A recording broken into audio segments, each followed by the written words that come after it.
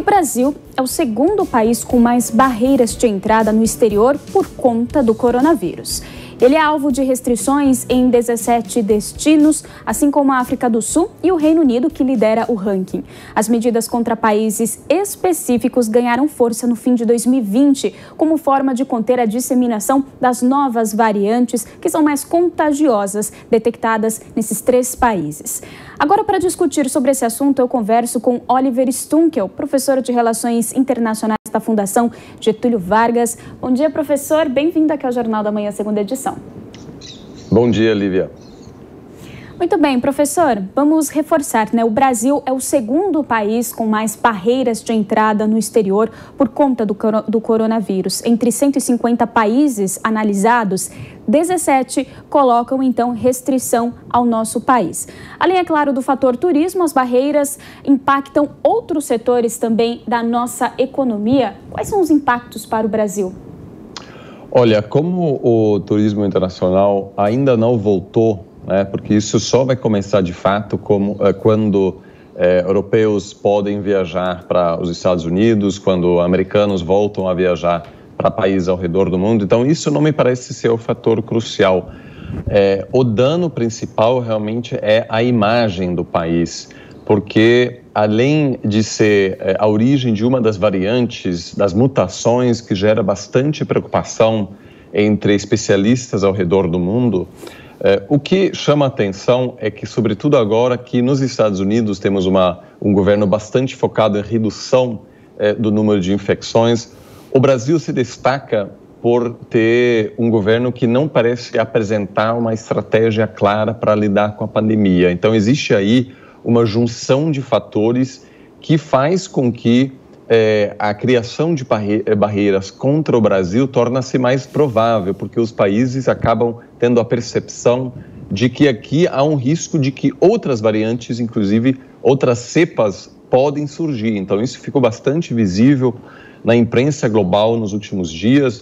O Brasil foi capa de vários jornais por ser um dos países onde o número de infecções ainda está crescendo. E, em função disso, ainda há esse risco do Brasil se tornar um lugar onde outras cepas podem, inclusive, reverter os grandes avanços que estão sendo feitos na vacinação. Então, me parece que, acima de tudo, agora é ruim para a imagem do país e pode complicar lá na frente, quando a situação já estiver bastante normalizada no exterior, pode complicar, inclusive, o acesso, a mobilidade de cidadãos brasileiros e qualquer pessoa que passou por aqui.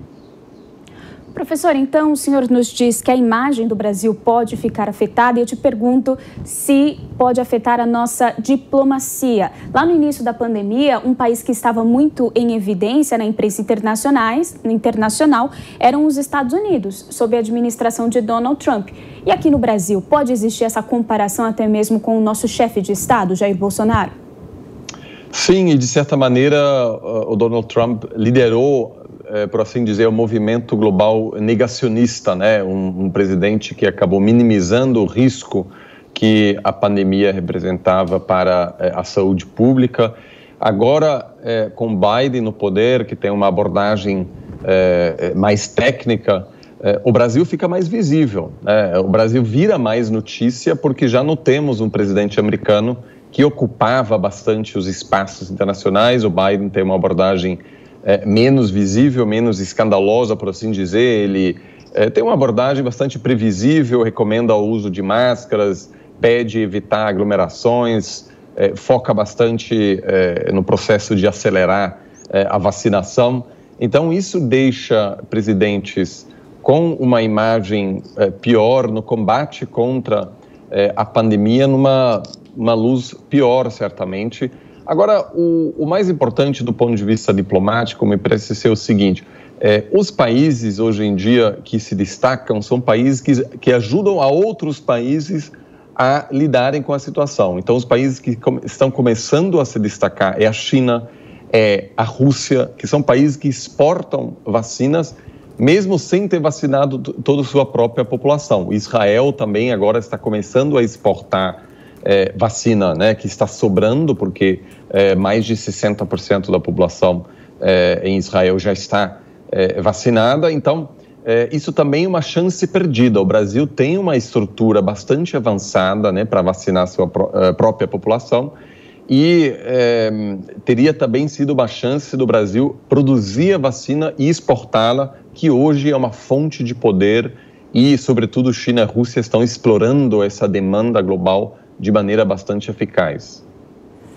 Agora, professor, essas restrições que se dão nos aeroportos, é claro, impacta muito o nosso turismo, o trânsito de pessoas físicas, mas eu quero te perguntar se pode afetar também a questão comercial, afetar as nossas exportações.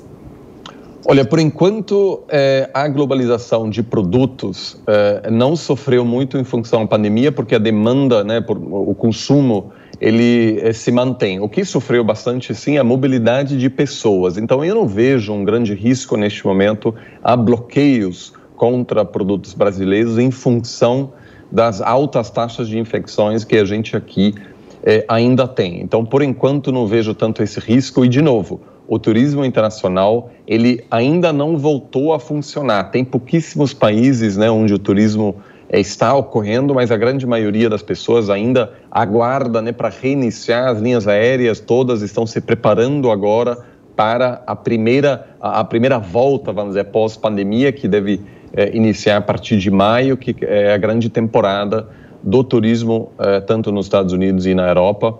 Então, a grande pergunta para o turismo brasileiro também será se o Brasil consegue lidar melhor com a situação até maio, junho, porque esse vai ser o momento em que, sim, as pessoas vão querer viajar novamente. Mas, em termos de comércio global, não vejo tanto um risco neste momento. Professor, agora o senhor falou bastante sobre a diferença na condução da pandemia entre o governo de Donald Trump e Joe Biden. No momento, os Estados Unidos é o local com mais casos de Covid no mundo e é alvo de restrições de apenas 3 países, Arábia Saudita, Madagascar e Moldova. Existe alguma questão de diplomacia nessa reciprocidade ou a questão internacional vê ali uma mudança de comportamento, vê um futuro na administração de Joe Biden?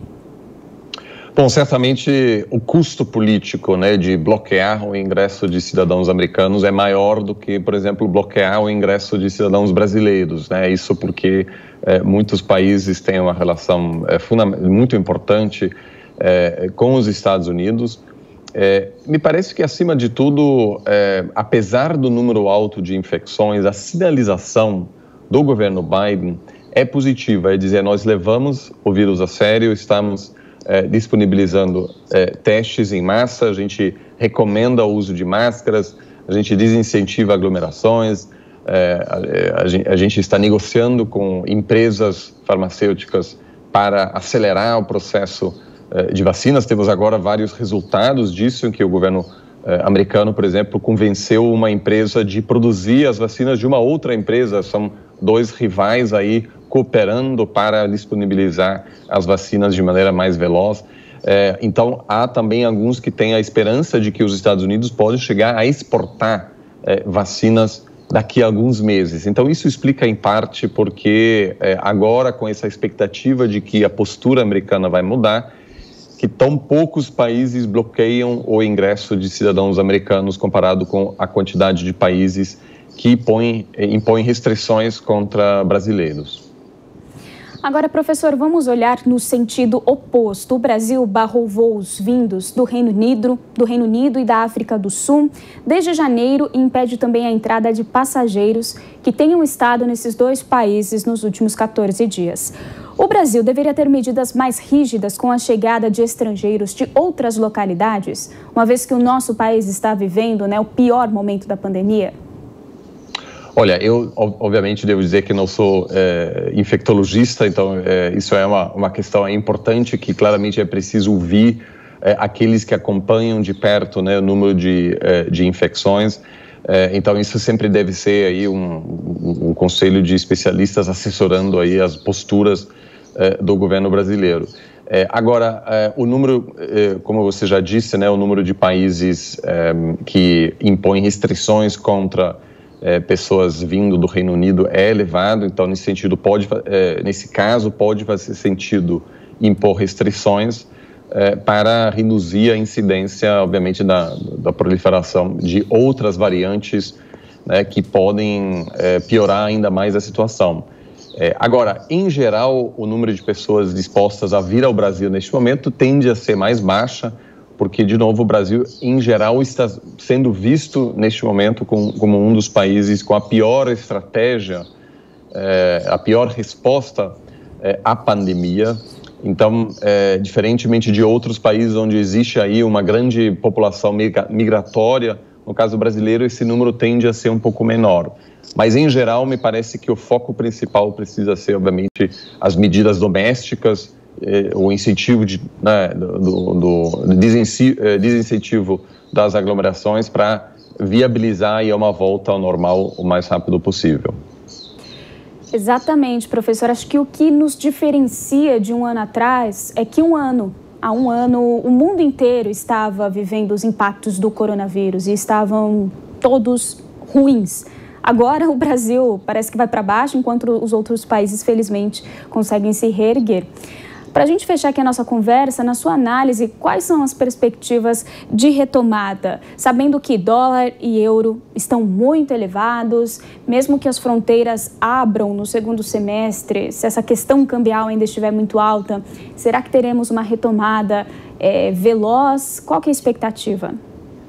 Bom, me parece evidente que não pode haver uma recuperação sem uma campanha bem-sucedida de vacinação, né? As pessoas só voltam, de fato, a participar plenamente da economia, consomem, etc., a partir do momento em que eles se sentem seguros e isso fica evidente também olhando para os outros países, a recuperação chegará pós-vacinação, então muito depende aí da rapidez com a qual o governo consegue implementar essa campanha, assumindo que aquilo avança ao longo deste ano, sim, há chances de uma recuperação ao longo do ano que vem. E também há uma outra boa notícia, que os preços das commodities, das matérias-primas, né, o Brasil depende bastante desses produtos, soja, minério de ferro, está em ascensão, existe a possibilidade de um novo superciclo. Isso pode dizer que os preços das commodities serão bastante altos, possivelmente, ao longo dos próximos anos. E o Brasil tende a se dar bem em um cenário desse tipo, né? A gente precisa agora aguardar a rapidez com a qual os preços estão aumentando. Mas existem certamente boas perspectivas, sempre assumindo que o governo consiga fazer as suas tarefas de casa e encerrar ou avançar e finalizar esse processo ao longo dos próximos meses, para poder iniciar finalmente esse processo de recuperação, depois de uma década muito difícil, né? O Brasil saiu das primeiras 10 economias do mundo e certamente só podemos voltar a falar sobre uma recuperação quando estivermos com mais de 50%, 60% aí vacinadas da população. Muito bem, nós conversamos com Oliver Stum, que é o professor de Relações Internacionais da FGV. Professor, obrigada pela conversa, pelos esclarecimentos e, é claro, desejamos o melhor para o Brasil, né? Obrigado pelo convite.